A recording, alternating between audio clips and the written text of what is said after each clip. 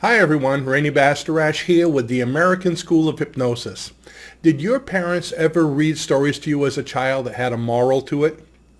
If you attended church, did your minister ever begin his sermons with a motivational story or recite parables?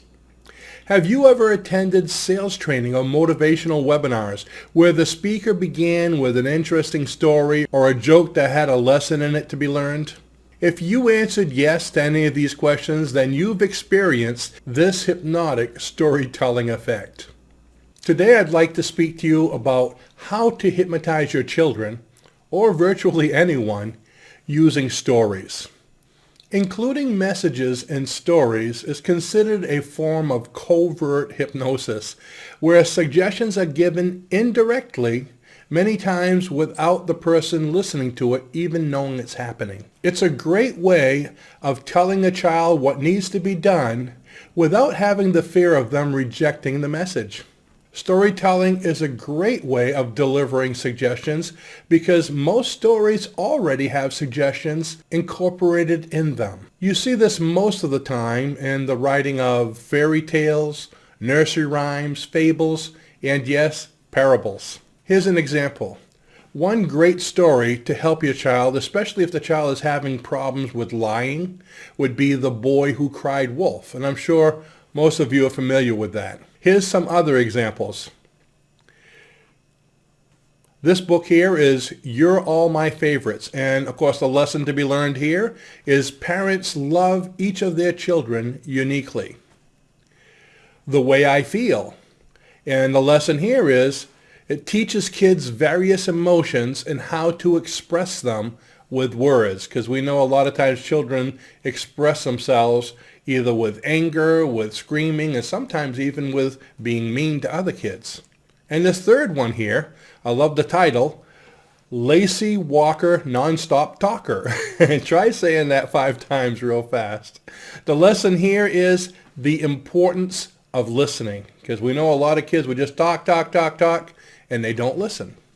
And the fourth one I have here is you get what you get. And the lesson here is we don't always get what we want. And it teaches gratitude. So reading existing stories that include a moral in it to your children can help them to assimilate to the way things should be in a perfect world.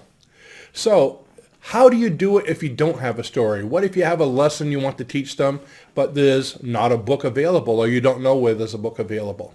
So the first thing you need to do is to determine what message or suggestions are required to be delivered. So if you have a son that's not getting along with his brother or sister, what suggestions do you want to get across? You need to have those suggestions in mind. Write them down first so you know you're going to have the moral of the story, because that's what you're writing your story for. Then if you can find a good story, like I said earlier, with them already embedded, use those. But if not, it's time to be creative and to make your own story with the message in it. But the story needs to be positive. So be sure it's a story that the child can relate to and identify with.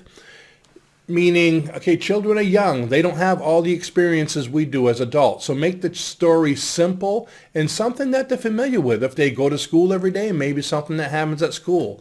If they've been to a zoo, use zoo animals. So make it something that they can relate to. Fictitious characters and even animal characters can work really great. As you're reading the story that you created, the child is going to associate himself with the character. So the character that is changing or that you're delivering the suggestions with, make it a character that your child will like, that will want to associate with.